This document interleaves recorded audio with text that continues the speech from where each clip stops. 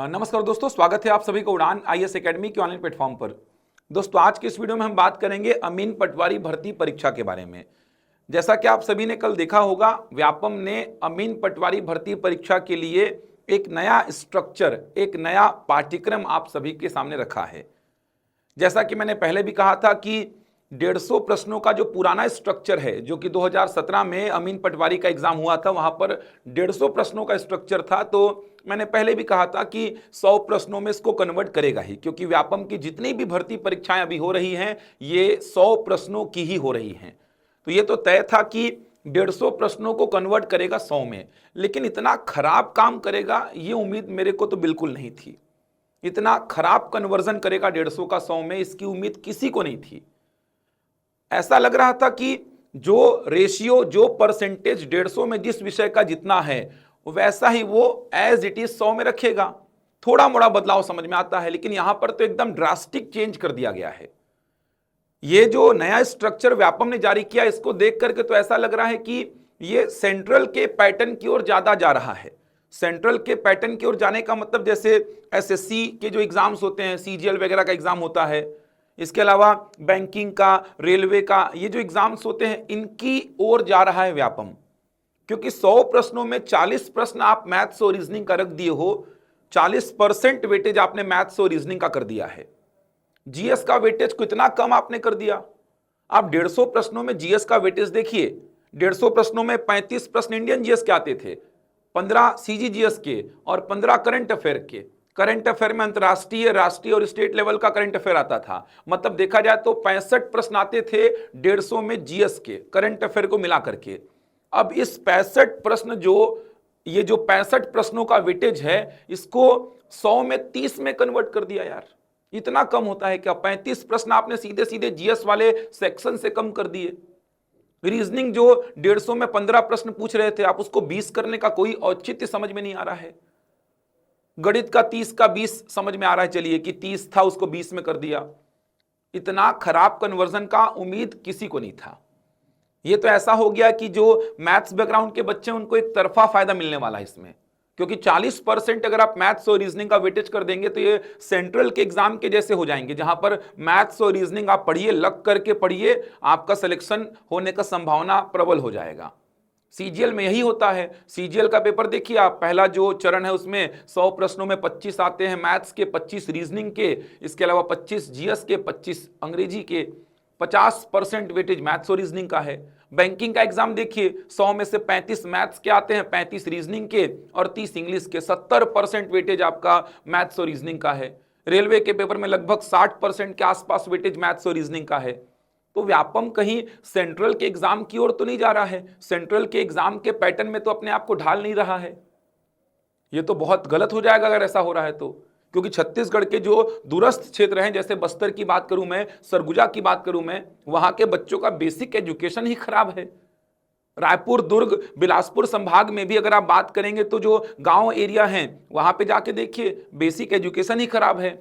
आप पहले स्कूलों की स्थिति को ठीक करिए, शिक्षा व्यवस्था को ठीक करिए, उसके बाद आप कंपटीशन एग्जाम का जो पैटर्न है उसको ऐसा रखिए कि जो सभी के लिए संतुलित रहे। यहां पे तो आपने एक तरफा जो मैथ्स बैकग्राउंड वाले बच्चे हैं उनको फायदा दे दिया। 40 प्रश्न होते हैं क्या 100 में? 100 में 40 प्रश्न, सीधे सीधे 40% हो गया। सेंट्रल के एग्जाम में आप देखेंगे तो मैथ्स बैकग्राउंड वाले बच्चों का ज्यादा होता है, क्योंकि सेंट्रल के जितने भी एग्जाम्स होते हैं उसमें मैथ्स और रीजनिंग का वेटेज ज्यादा है। तो मैथ्स बैकग्राउंड वाले जो बच्चे हैं, जिनका 11th 12th मैथ्स से हुआ है या जिन्होंने ग्रेजुएशन में इस विषय को रखा है, उनकी संभावना ज्यादा होती है। इंजीनियरिंग फील्ड के बच्चे जो है वो सेंट्रल के एग्जाम में ज्यादा सक्सेस हासिल करते हैं। आप उठा के देखिए डेटा को, सेंट्रल के एग्जाम का जो सिलेक्शन का डेटा है उसको उठा के देखिए, आपको समझ में आएगा कि जो मैथ्स बैकग्राउंड वाले बच्चे हैं, जो इंजीनियरिंग किए हुए बच्चे हैं, उनका सिलेक्शन ज्यादा हो रहा है। चाहे वो सीजीएल का एग्जाम हो, चाहे वो बैंकिंग का एग्जाम हो, चाहे वो आप रेलवे का एग्जाम उठा लीजिए, तो वैसा ही बनाते जा रहे हो आप। तो अभी इससे पहले पुलिस आरक्षक भर्ती परीक्षा लिए, 100 में 50 प्रश्न कर दिए मैथ्स और रीजनिंग का। नगर सैनिक भर्ती परीक्षा लिए, 100 में 50 प्रश्न कर दिए मैथ्स और रीजनिंग का। पुरानी पुलिस आरक्षक भर्ती की बात करूं मैं, पुरानी वाली पुलिस आरक्षक भर्ती जो पुराना हुआ था, उसमें 100 में 4-5 प्रश्न आपने मैथ्स और रीजनिंग के पूछे। इस बार आपने 100 में 50 प्रश्न पूछ लिए मैथ्स और रीजनिंग के। तो ये थोड़ा सा समझ के परे है। पुराने जो आप देखेंगे स्ट्रक्चर थे, सिलेबस थे, वो ज़्यादा अच्छा थे। आप 150 को 100 में कन्वर्ट करने के चक्कर में बर्बाद ही कर डाल रहे हो। छत्तीसगढ़ के वेटेज को कम ही करते जा रहे हो आप। हॉस्टल वार्डन में भी आपने छत्तीसगढ़ को एकदम इग्नोर ही कर दिया था, यहां पर भी इग्नोर ही हो गया है, क्योंकि 30 प्रश्नों में आप इंडियन जीएस भी पूछोगे, छत्तीसगढ़ जीएस भी पूछोगे, करंट अफेयर भी पूछोगे, तो छत्तीसगढ़ के कितने ही प्रश्न पूछ लोगे आप? 5, 6, 7 प्रश्न से ऊपर आप पूछोगे नहीं। 30 प्रश्नों में आपको सब कुछ पूछना है, तो छत्तीसगढ़ को आप एकदम हटाते ही जा रहे हो।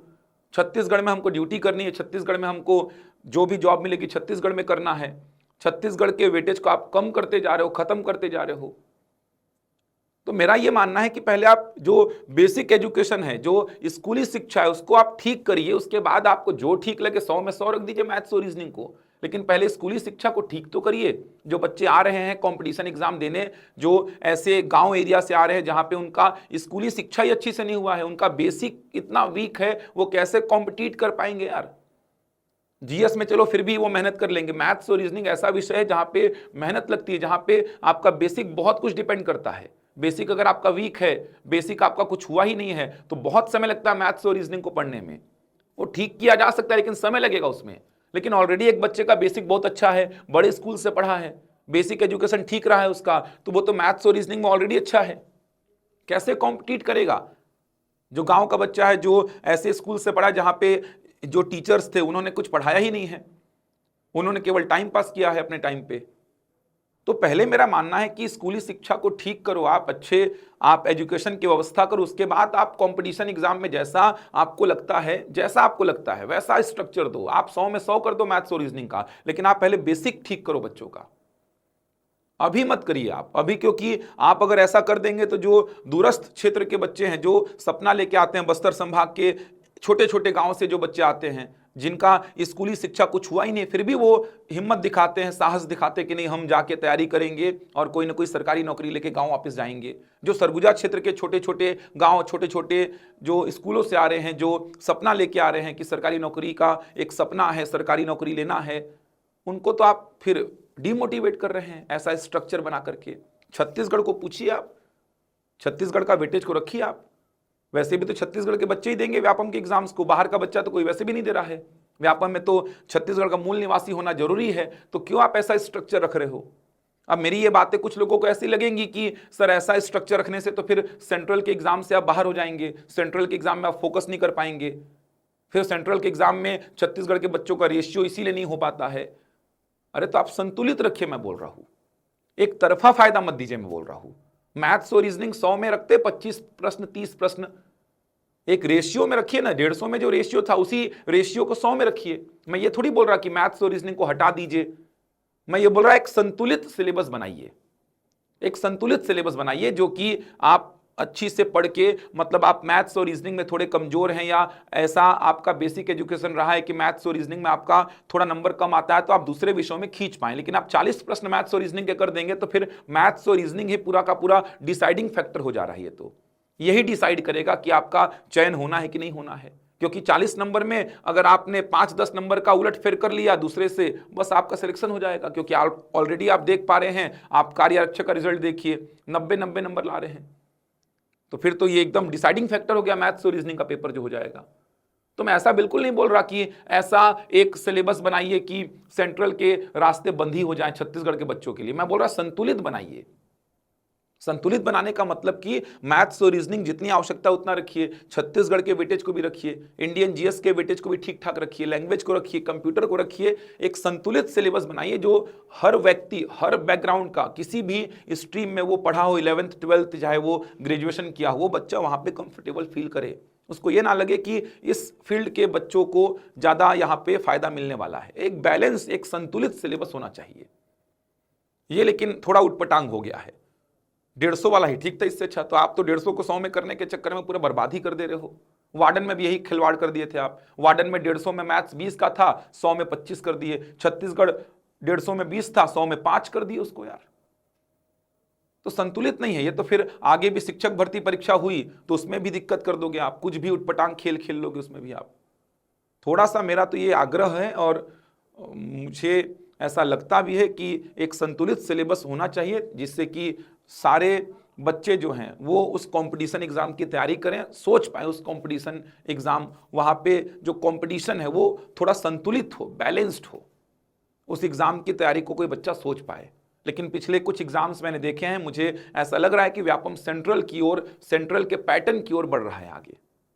जैसे आप देखिए सिलेबस कोई आपके सामने है, कंप्यूटर के 10 प्रश्न हैं, चलो समझ में आता है, कंप्यूटर के 20 प्रश्न थे 150 में, चलो 10 समझ में आते हैं। हिंदी को 10 ही रखा है, 10 ही रखा है, हिंदी को 10 थे पहले भी, अंग्रेजी को 10 रखा है, पहले भी 10 थे। इसके बाद आप देखेंगे तो गणित का 20, रीजनिंग का 20 और जीएस का 30। तो यहां पे आप देखेंगे 40 नंबर का वेटेज हो गया मैथ्स और रीजनिंग का, 40 नंबर का वेटेज मैथ्स और रीजनिंग का हो गया। अब ये 40 नंबर का वेटेज बहुत बड़ा हो जा रहा है यार, 40 नंबर का वेटेज बहुत ही ज्यादा बड़ा है मेरे नजर में। तो 100 में 40 नंबर, 100 में 40%, बहुत बड़ा वेटेज हो गया मैथ्स और रीजनिंग का। डिटेल्ड सिलेबस देखेंगे तो बदलाव नहीं किया, वही है, डिटेल्ड सिलेबस में कोई बदलाव नहीं किया। कंप्यूटर में वही चीजें पढ़नी है जो पहले थी, हिंदी में वही सारी चीजें हैं, आप देखेंगे तो अंग्रेजी में भी वही सारी चीजें हैं, ना कुछ जोड़ा है ना कुछ हटाया है। गणित में भी वही सारी चीजें हैं, इनको तो कॉपी पेस्ट मारता है। औसत चाल समय दूरी इकाई 1 में भी लिखा है, इकाई 2 में भी लिखा है। ये मैं सोचता हूं कि नया सिलेबस जारी करेगा तो उसमें हटा देगा इस गलती को, लेकिन नहीं हटाता है, इतना ध्यान नहीं उनको, इतना ध्यान नहीं उनको। देखो ना, औसत चाल समय दूरी इकाई 1 में भी लिखते हैं, इकाई 2 में भी लिखते हैं उसको। ये कब से लिख रहे हैं, सोचो कब से लिख रहे हैं। मेरे को पिछले 4-5 साल से मैं अच्छी से मैं याद रखा हूं इस चीज को। पटवारी 2022 से मैं जब सिलेबस को ऐसा डिस्कस किया था तो मेरे को ये गलती दिखाई दी थी, इकाई 1 में भी औसत चाल समय दूरी लिखा, इकाई 2 में भी लिखा। इस गलती को ठीक करने का तो इनके पास ध्यान नहीं जा रहा है। खैर, गणित का सिलेबस भी वही है देखो जो था पहले, रीजनिंग का सिलेबस भी वही है जो था, सिलेबस में कोई बदलाव नहीं हुआ है। सामान्य ज्ञान में वही सारी चीजें हैं। छत्तीसगढ़ को इसमें यहां देखिए, छत्तीसगढ़ का जो सेक्शन था उसको यहां पर ऐड कर दिया है। देखिए करंट अफेयर के बाद छत्तीसगढ़ से संबंधित सामान्य जानकारी, जैसे छत्तीसगढ़ का इतिहास, भूगोल, राजनीतिक व्यवस्था, अर्थव्यवस्था, शासकीय योजनाएं, खेल, साहित्य, पुरस्कार, सम्मान, परंपराएं, लोकगीत, संगीत, महत्वपूर्ण व्यक्तित्व, छत्तीसगढ़ से संबंधित अन्य महत्वपूर्ण विषय, मतलब पूरा छत्तीसगढ़ लिख दिया है। अब यहां से 30 प्रश्न आएंगे, तो आप खुद सोचो छत्तीसगढ़ के 5, 7, 10 प्रश्न से ऊपर नहीं पूछेगा, 5, 7 प्रश्न बनेंगे, क्योंकि करंट अफेयर भी पूछना है, पूरा का पूरा इंडियन जीएस को पूछना है। 150 प्रश्नों का स्ट्रक्चर मैं आपको बताता हूं। 150 प्रश्नों का स्ट्रक्चर क्या था, एक बार समझना। जो 150 प्रश्नों का स्ट्रक्चर था, अच्छा समस्या यह भी हो गई है पता है अब, कि अमीन पटवारी का जो सिलेबस जारी किया है व्यापम ने, अब यही सिलेबस आपको आरआई में भी दिखाई देगा, पटवारी में भी दिखाई देगा और मंडी इंस्पेक्टर में भी दिखाई देगा, क्योंकि इन चारों एग्जाम का स्ट्रक्चर, चारों का पाठ्यक्रम एकदम सेम था। तो अब अगर आगे चल के आरआई का एग्जाम होता है जिसमें बताया जा रहा है कि 175 से ऊपर पद रिक्त हैं, तो आगे चल के आरआई का एग्जाम होता है, पटवारी के 800 से ऊपर पद रिक्त हैं, तो आगे चल के चुनाव से पहले आरआई पटवारी की भर्ती तो करना तय है, ये करेंगे ही। मंडी इंस्पेक्टर के भी रिक्त पदों की जानकारी सामने आई है, तो ये भर्तियां चुनाव से पहले तय है, करेगा ही बीजेपी गवर्नमेंट, तय है, लिखवा लो कि आरआई पटवारी, मंडी इंस्पेक्टर इन पदों पर भर्तियां करेगा ही। अब जो अमीन पटवारी का नया स्ट्रक्चर आया है ना, ये समझ लो कि इन एग्जाम्स में भी यही स्ट्रक्चर काम करेगा अब, क्योंकि इन चारों का स्ट्रक्चर, चारों का पाठ्यक्रम सेम था। तो 150 प्रश्नों में क्या था स्ट्रक्चर, देखो एक बार। 20 प्रश्न आते थे कंप्यूटर के, 30 प्रश्न आते थे गणित के, 15 आते थे रीजनिंग के, 15 आते थे सीजीजीएस के, 15 आते थे करंट अफेयर के, 10 हिंदी के, 10 इंग्लिश के और 35 इंडियन जीएस के आते थे। तो ये मैथ्स के 30 थे, रीजनिंग के 15 थे, मतलब कुल मिलाकर मैथ्स और रीजनिंग के 45 प्रश्न थे। यहां पर हिंदी 10, अंग्रेजी 10, मतलब लैंग्वेज के कुल मिला के 20 प्रश्न थे। जीएस की बात करूं, इंडियन जीएस, छत्तीसगढ़ जीएस और करंट अफेयर को भी इसी में ले लूं, तो इसके टोटल 65 प्रश्न थे और कंप्यूटर के 20 प्रश्न थे। ये 150 प्रश्न थे। अब क्या किया, थोड़ा ध्यान से समझना। अब क्या किया इसने, ये जो मैथ्स और रीजनिंग के 45 प्रश्न थे, मैथ्स और रीजनिंग के 45 प्रश्नों को क्या किया, मैथ्स और रीजनिंग के 45 प्रश्नों को लिख दिया वो 40, जिसमें 20 का मैथ्स बोल रहा है और 20 का रीजनिंग बोल रहा है वो। कंप्यूटर के 20 प्रश्नों को कम करके कितना कर दिया, 10 कर दिया। ये जो 65 प्रश्न थे ना, 65, इसको 30 कर दिया। ये थोड़ा सा आश्चर्य वाली बात है, ये 30 कर दिया और इस 20 को 20 ही रखा। इस 20 को 20 रखा, हो गए देखिए 30 20 50, 50 40 90 और 10 100 हो गए, ऐसा कर दिया है। तो ये जीएस को बहुत कम कर दिया। जीएस के 65 प्रश्न थे, 65 प्रश्न थे जीएस के, 15 सीजी जीएस, 15 करंट अफेयर में राष्ट्रीय अंतर्राष्ट्रीय और राज्य स्तरीय, और 35 इंडियन जीएस। तो 65 प्रश्नों को कम करके 30 करना ये थोड़ा सा आश्चर्य वाली बात है। रीजनिंग के 15 को बढ़ा के 20 करना ये भी आश्चर्य वाली बात है। तो ये थोड़ा सेंट्रल के पैटर्न की ओर जा रहा है। देखेंगे तो 40 हो गए मैथ्स और रीजनिंग के, 30 हो गए जीएस के, 20 हो गए लैंग्वेज हिंदी और अंग्रेजी, 10 कंप्यूटर। थोड़ा सेंट्रल की ओर झुकाव दिख रहा है, सेंट्रल के पैटर्न की ओर। तो अब जो है उसमें तैयारी करनी पड़ेगी। बाकी तो आप मेरे ख्याल से, तो मेरी जो बातें हुई हैं अभी तक इस वीडियो में, मैथ्स बैकग्राउंड वाले बच्चे मेरे को भले गाली बकें, उनके लिए तो अच्छी बात है ये। मैथ्स बैकग्राउंड वाले बच्चे तो खुश हैं जिनका मैथ्स और रीजनिंग ठीक है। देखो, मैं मैथ्स और रीजनिंग में पढ़ाता हूं, लेकिन मैं नहीं चाहता कि ऐसा सिलेबस रहे, क्योंकि मैंने देखा है समस्या, मैंने तकलीफ देखी है बच्चों की, इसीलिए मैं बोल पा रहा हूं। मैं अपना फायदा नहीं देख रहा हूं कि मैथ्स और रीजनिंग में पढ़ा रहा हूं तो मेरा कहीं ना कहीं जो है वो डिमांड जो है मेरे विषय का वो मार्केट में जितना बढ़ेगा उतना मेरे को फायदा मिलेगा। मैं उस बात को यहां पर रख ही नहीं रहा हूं। मैं अपना फायदा नहीं देख रहा हूं, मैं अपना स्वार्थ नहीं देख रहा हूं। मैं यहां पर बात कर रहा हूं हर एक बच्चे की, छत्तीसगढ़ के हर एक बच्चे की, चाहे वो बस्तर का हो, चाहे वो रायपुर का हो, चाहे वो सरगुजा का हो, हर एक बच्चे की बात कर रहा हूं मैं। हर एक बच्चे का अधिकार है सरकारी नौकरी में जाना, हर एक बच्चे को यह हक है कि वो सरकारी नौकरी की तैयारी करे। लेकिन यहां पर स्ट्रक्चर ऐसा बन जा रहा है, यहां पर सिलेबस ऐसा बन जा रहा है कि ये जो सपना है सरकारी नौकरी में जाने का, इसका जो ये स्ट्रक्चर ऐसा कर दिया है कि एक बैकग्राउंड का जो बच्चा है, जो कि मैथ्स से पढ़ा है, जो कि इंजीनियरिंग किया है, उसको एक तरफा फायदा मिल रहा है, वन साइडेड बेनिफिट मिल रहा है इसको। क्योंकि 40 नंबर ये पूरा गेम बदल देंगे, 40 नंबर 100 में पूरा गेम बदलेंगे, 100 में 30 भी पूरा गेम बदल देता है तो 40 हो गया है। तो मेहनत करने से मैं ये नहीं बोल रहा कि जो कमजोर है वो कमजोर ही रहेगा मैथ्स और रीजनिंग में। मेहनत करने से वो भी, आप मैथ्स और रीजनिंग इतना टफ नहीं बना सकते हैं, दिक्कत नहीं है। मैथ्स और रीजनिंग इतना टफ नहीं है कि आप नहीं बना पाएंगे, मेहनत करने से बना सकते हैं। लेकिन सिलेबस को संतुलित रखोगे तो सबको जो बेनिफिट मिलेगा वो इक्वल मिलेगा, इक्वल मिलना चाहिए। मैं ये चाह रहा हूं, क्योंकि मैंने मैथ्स और रीजनिंग की क्लास ली है, पिछले 8-9 साल से मैं क्लास ले ही रहा हूं। इतने बच्चों को पढ़ाता हूं मैं, डेली मेरी 8-9 घंटे क्लास रहती है, डेली 8 घंटे 9 घंटे डेली क्लास चलती है मेरी। ऐसा कोई दिन नहीं जाता जहां पे मेरी 8-9 घंटे की क्लास ना हो। तो डेली 8-9 घंटे की क्लास होती है। मैं एक एक बच्चों से पर्सनली बात करता हूं, चाहे वो बिलासपुर में क्लास लूं मैं, चाहे मैं रायपुर में क्लास लूं।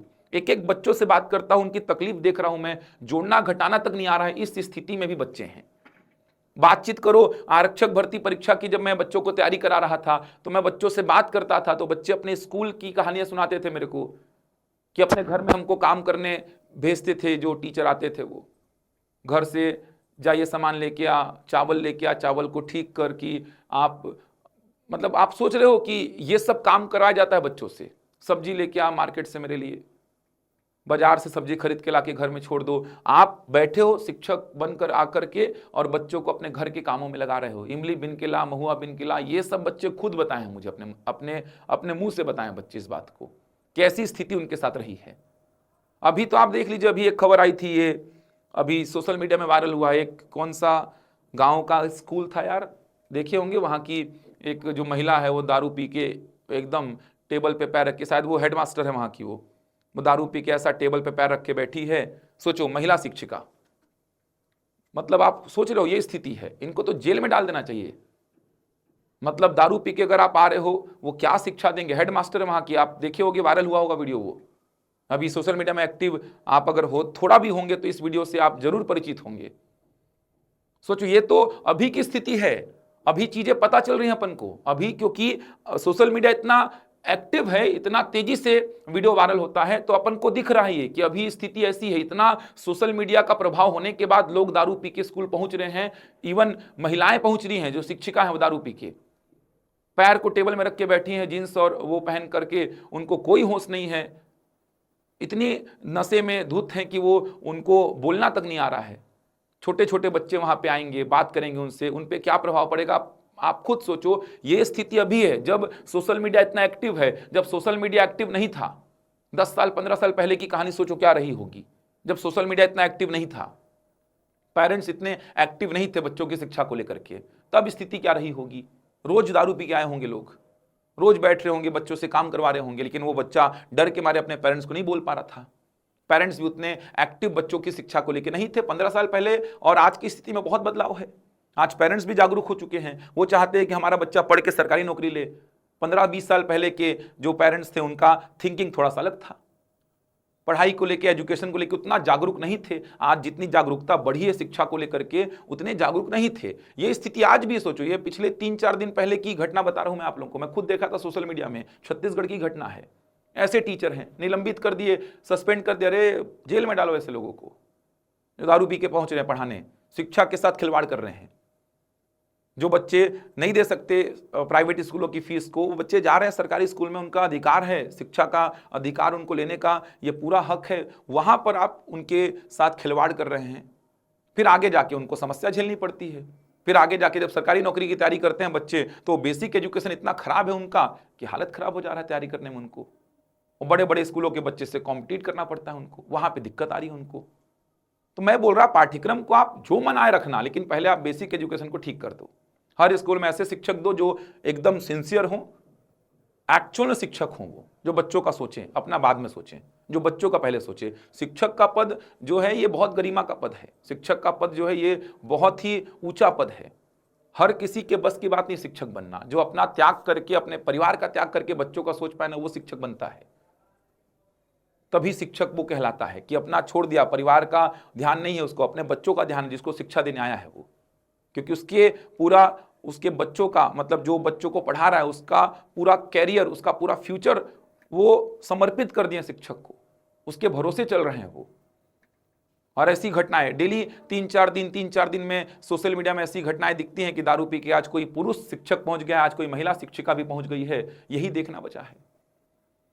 अच्छे शिक्षक दीजिए, शिक्षक भर्ती लीजिए, आप बड़े पदों पर लीजिए, पुराने हटाइए पुराने वालों को। अभी तो सुप्रीम कोर्ट भी निकाल दिया कि टेट का एग्जाम निकालो, 2 साल के अंदर नहीं निकाल, भगाइए सबको। जो फालतू के लोग हैं, जो काम नहीं कर सकते, जो पढ़ा नहीं सकते, जिनको जानकारी नहीं है, जो जबरन घुस गए हैं, जो दूसरे रास्ते से घुसे हैं, शिक्षक बने, उनको हटाइए, उनको नए भर्ती को लाइए, उनको हटाइए। आपके ऊपर वित्तीय प्रभार भी नहीं आएगा, वित्तीय दबाव भी नहीं आएगा आपके ऊपर, उनको हटाइए। उनको शिक्षा से क्यों खिलवाड़ करना। अब तो सुप्रीम कोर्ट ने भी निकाल दिया कि 2 साल में टेट निकालना अनिवार्य है, 2 साल में टेट नहीं निकाले तो आपका बाहर हो जाओगे आप।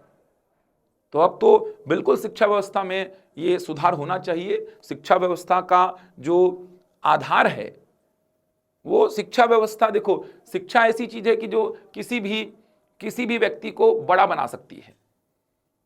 समझ आ रहा है। अब आप शिक्षित ही नहीं रहेंगे, वैसे भी गांव साइड देखेंगे तो बहुत सारे परिवार ऐसे जिनके पास कुछ नहीं है, लेकिन अब शिक्षा का अधिकार उनको जो है वो भी उनसे छिन जाएगा, तो फिर उनके पास बचेगा ही क्या। वो कैसे आगे बढ़ेंगे, कैसे वो एक रेखा पे आएंगे जिस रेखा पे आप लाने की कोशिश कर रहे हैं, सब परिवारों को एक लाइन पे लाने की कोशिश कर रहे हैं, कैसे आएंगे वो। तो शिक्षा स्तर को ठीक करिए, पहले शिक्षक भर्ती कराइए, अच्छे टीचर्स दीजिए, रिक्रूटमेंट कराइए। रिक्रूटमेंट कराने का मतलब बीएड, डीएड, डीएलएड के हो बच्चों को लाइए, टेट निकाले हो बच्चों को लाइए, शिक्षक भर्ती बड़ी संख्या में कराइए, स्कूलों को अच्छे टीचर दीजिए ताकि वो शिक्षित कर पाए बच्चों को, ताकि आगे जाके बच्चों को दिक्कत ना हो। हर क्षेत्र का बच्चा, चाहे वो सरगुजा का हो, चाहे वो बस्तर का हो, चाहे वो रायपुर का हो, हर क्षेत्र का बच्चा जो है वो सिलेक्ट हो पाए। उसके बाद ऐसा सिलेबस रखिए आप, ये जो आपने सिलेबस रखा है उसके बाद ऐसा रखिए। ऐसा क्या, आपको जो डालना है डालो, इसमें सब डालो, कोई दिक्कत नहीं। 100 नंबर का कर दो मैथ्स रीजनिंग को, तो भी बच्चा पढ़ेगा, तो भी बच्चा निकालेगा। लेकिन थोड़ा पहले बेसिक एजुकेशन को ठीक करिए। बेसिक एजुकेशन जो है वो बहुत जरूरी है। मैं बहुत सारे बच्चों से मिल चुका, बात कर चुका। मेरा उम्र उतना बड़ा नहीं है कि आप सोचेंगे कि मैं बात 50 साल के व्यक्ति जैसे कर रहा हूं, लेकिन मैंने 10 सालों में, 8 सालों में इतना काम किया है, बच्चों को इतना क्लास लिया है मैंने। हर दिन 8 घंटा क्लास ले रहा हूँ, साल भर में सोचो कितने घंटे की क्लास हो गई मेरी। और मेरा इंटरेक्शन हर एक बच्चे से होता है, चाहे मेरे क्लास में 200 बच्चे बैठे हो, चाहे 2 बच्चे बैठे हो, चाहे 20 बच्चे बैठे हों। हर एक बच्चे से मेरा इंटरेक्शन होते रहता है, हर एक बच्चे से मैं बात करता हूँ, एक एक बच्चे से जा जाके उनकी पेन पकड़ के मैं उनकी कॉपी में लिखता हूँ। तो आप ये मत सोचिए कि मैं कुछ भी बात कर रहा हूँ। बच्चों से मेरी पर्सनल इतना इंटरेक्शन है, बच्चों से मेरा पर्सनल इतना लगाव है, बच्चों के दुख दर्द हो, चाहे उनका सुख का कोई क्षण हो, हर चीज में उनके साथ शामिल रहता हूं मैं। तो मुझे पता है कि क्या स्तर है, कहाँ के बच्चों का स्तर कैसा है, कितनी तकलीफ हो रही है उनको, कितनी मुश्किलें आ रही हैं एग्जाम निकालने में उनको।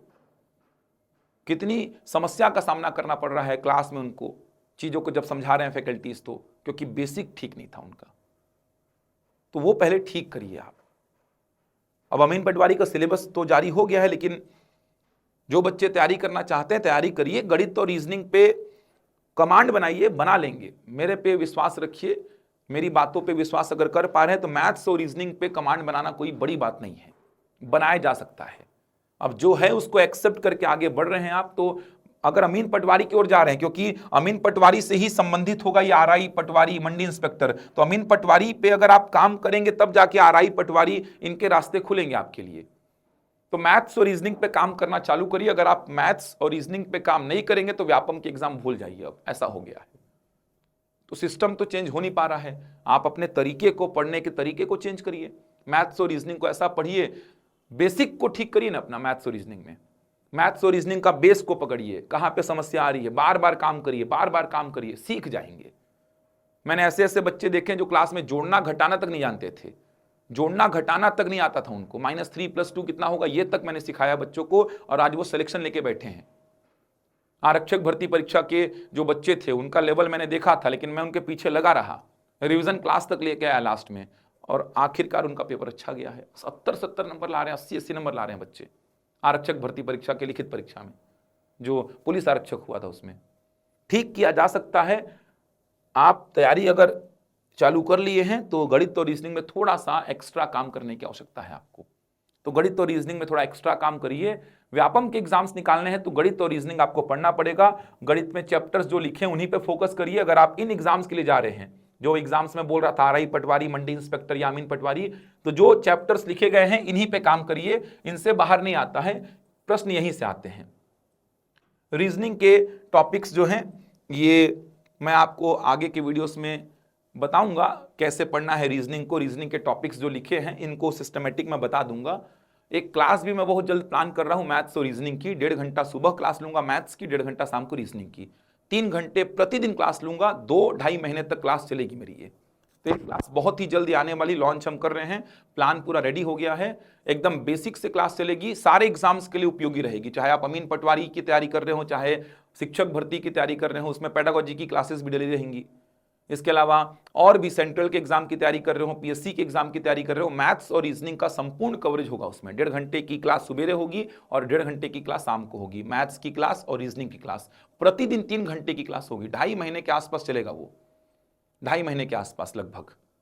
संडे को ज्योमेट्री मेंसुलेशन की एक्स्ट्रा क्लासेस रहेंगी। तो प्रतिदिन 3 घंटे की क्लास को लेकर के मैथ्स और रीजनिंग का एक सेपरेट बैच बहुत ही जल्द लेके आएंगे हम। बहुत ही जल्द उसका आपको सूचना मिल जाएगा। उस बैच से जुड़ करके आप अपनी क्लास आप उस बैच से जुड़ करके उस क्लास को अटेंड करके देखिए, आपको समझ में आएगा कि मैथ्स और रीजनिंग टफ नहीं है, सिस्टमेटिक पढ़ा जाए तो, एक तरीके से पढ़ा जाए तो बहुत ही जल्द मैथ्स और रीजनिंग का एक सेपरेट बैच, शानदार बैच, न्यूनतम फीस पर हम लेकर के आएंगे। मैथ्स और रीजनिंग एक्चुअल में आपको दिखेगा, ऐसा आपकी आंखों के सामने चलता है मैथ्स और रीजनिंग। अगर थोड़ा सा मैथ्स और रीजनिंग को बेस पकड़ करके काम करेंगे तो लेके आऊंगा जल्दी ही वो बैच। उसकी सूचना आपको आगे के वीडियोस में मिल जाएगी। लेकिन अगर आप अमीन पटवारी आरआई इन एग्जाम्स की, मतलब व्यापम के एग्जाम्स की तैयारी कर रहे हैं तो थोड़ा सा संभल जाइए, थोड़ा सा अब एनालिसिस करिए। मैथ्स और रीजनिंग का वेटेज को बढ़ा दिया है, मैथ्स और रीजनिंग पे थोड़ा सा पकड़ बनाइए, तैयारी में लगिए। बाकी मेहनत करते रहिए, शिक्षक भर्ती वाले शिक्षक भर्ती में लगे रहिए, क्योंकि जानकारी अभी आई है टेट के बाद ही एग्जाम होगा। मुख्यमंत्री जी ने विभागों को बोला है कि टेट के बाद ही एग्जाम लीजिए आप इनके। एपी का भी एग्जाम या टीचर का भी एग्जाम आपने देखा है कि मुख्यमंत्री जी ने बोला है कि टेट के बाद, सेट के बाद ही आयोजन करिए इनका। तो टेट की परीक्षा होने के बाद ही शिक्षक भर्ती परीक्षा होगी, ये तय हो चुका है। तो अभी समय है, तैयारी करिए, इतना तैयारी कर लीजिए, क्योंकि शिक्षक भर्ती परीक्षा में भी उथल पुथल व्यापम जरूर मचाएगा। अगर व्यापम लेता है तो 150 में 100, मतलब 150 को 100 में कन्वर्ट करने के लिए उथल पुथल तो मचेगी इसमें भी। तैयारी करिए, लग के तैयारी करिए, होगी सफलता, जरूर मिलेगी सफलता। थोड़ा सा अप्रोच एक सिस्टमेटिक बनाइए, बेसिक को पकड़ के काम करिए, और मैथ्स और रीजनिंग की चिंता मुझ पे छोड़िए, मैं आपका मैथ्स और रीजनिंग शानदार तरीके से डील करा दूंगा। चलिए, मैथ्स और रीजनिंग का जो बैच होगा उसकी जानकारी बहुत ही जल्द देकर के मैं उपस्थित होऊंगा। तब तक के लिए धन्यवाद।